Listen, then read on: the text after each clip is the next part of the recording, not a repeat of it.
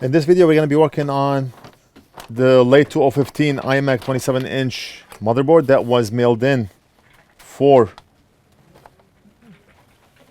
customer indicated in the green writing here, replace fuse and filter. Why? 3 LEDs light up on the board, but not the fourth one, and he's not able to get an image on to the screen. So the screen is not able to communicate with the board to display an image. Okay. Let's take a look at the board. This is the A20-00292 motherboard. Late 2015 27-inch 5K iMac. Let's start by testing the pins on the LVDS connector.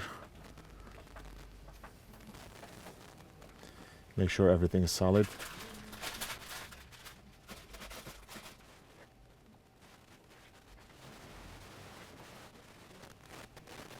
And everything looks good.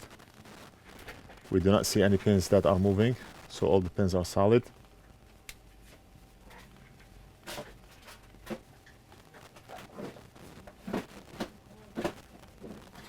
Very good. Now let's look at the area. And look at this, the customer wrote something here, an arrow pointing to the fuse. And he also has an arrow pointing to the capacitor. The capacitor does not look bad, and it almost always never fails on iMacs. Let me test quick. So the cap is good. It's not shorted to ground, so the cap is good. I do not know why I have an arrow here. We do not go by what the customer indicates on the board. We go by what we see. And right now, capacitor looks good. Let's test this component right here. It should be continuous from here to here. And yes, so this is good. And the fuse is bad. So the fuse is blown. Anything else in this area?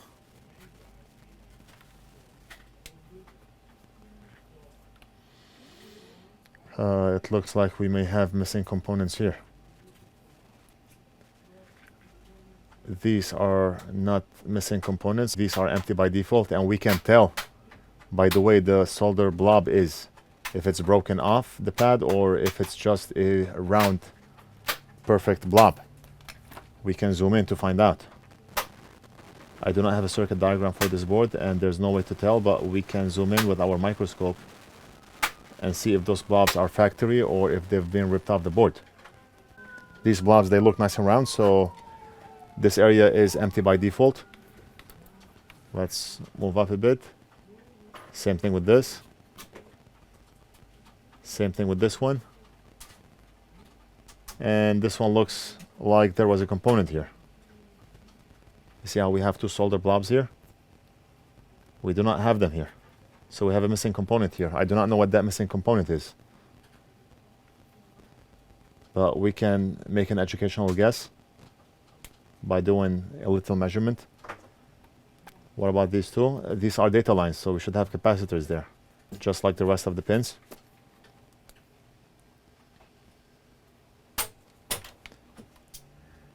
Data line, cap, data line, cap, data line, data line, data line, data line, so on and so forth. And same thing with these. Data line, we should have a cap here, and we should have a cap here, and the cap size should be the same as these here. Now, we do not know the value of the capacitors. We do not have a circuit diagram to look it up. So what we're going to do is use our multimeter in capacitance mode. We're going to measure one of the capacitors here, and we're going to match it and put one here and one here. So right now we need to add two capacitors here. We need to find out if a resistor, a filter, or a capacitor or inductor should go here. One way to find out what component should be here is to test both pads to see if one of them connects to ground. If one of them does connect to ground, then the component is a bypass capacitor, and it's not going to have any major impact on the functionality of the board. Meter in diode mode, and let's test. So one end is giving us 0.4 and the other end ground. So this should be a capacitor here. We're not going to worry about it because bypass capacitor is not going to hold is not going to prevent the board from working. It's just a tiny filter that's not going to have any effect on the functionality of the board. Since these two missing components are on the LVDS data lines, we have to have them there because they're going to affect the way the image looks. Let's put the meter in capacitance mode. We do not have to be very accurate on the measurement of the capacitor, and we do not want to go crazy measuring those capacitors, but I just want to get an estimate on what the value could be for this capacitor while it's soldered on the board.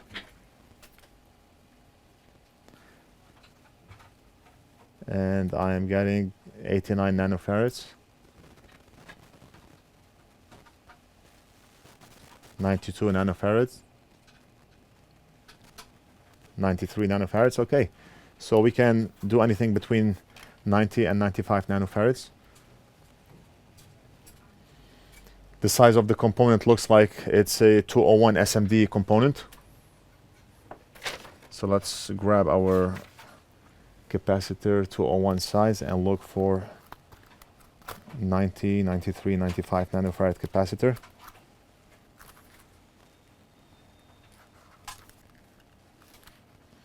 And we have one that's 100. We're going to use that.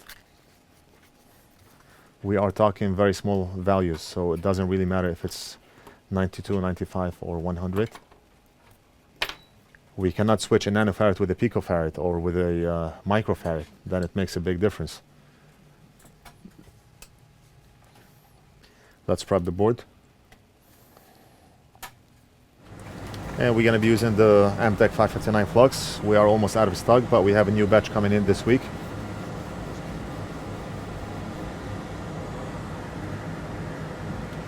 So we're going to prep those pads here.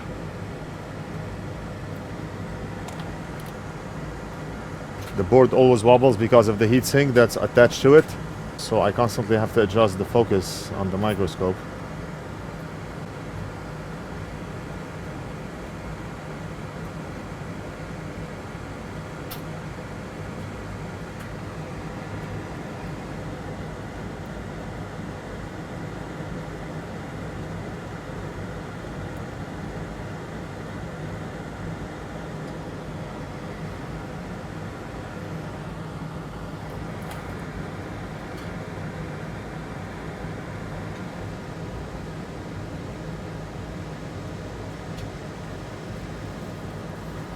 So that's one, and let's grab the other one.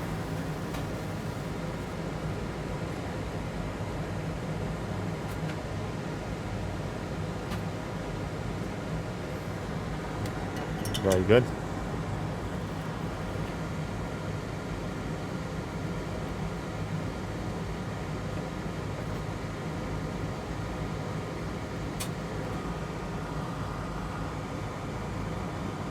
And now we are going to replace the fuse.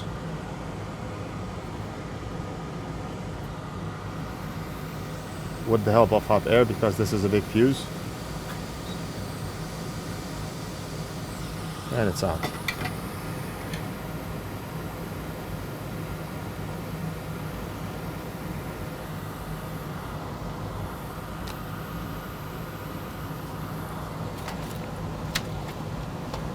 The fuse, I believe it's a 603 size SMD component.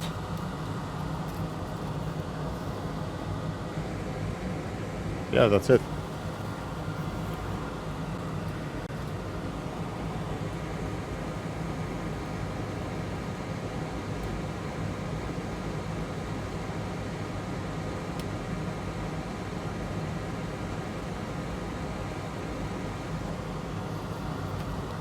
We're gonna have to prep the pads also.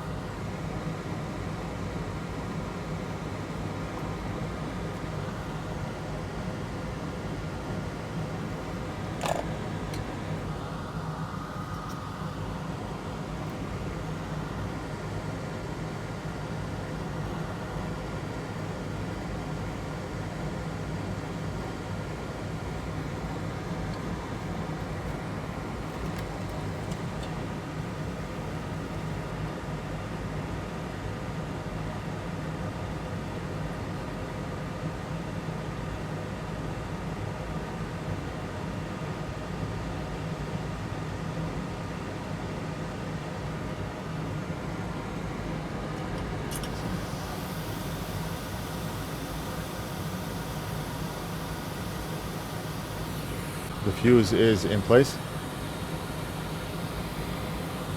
Let's just make it nice and pretty.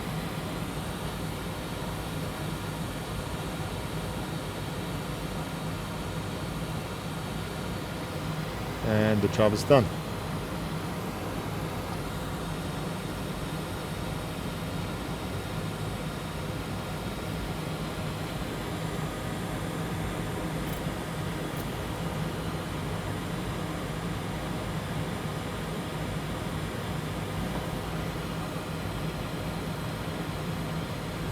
I just wanted to make sure that this filter is good right next to the fuse.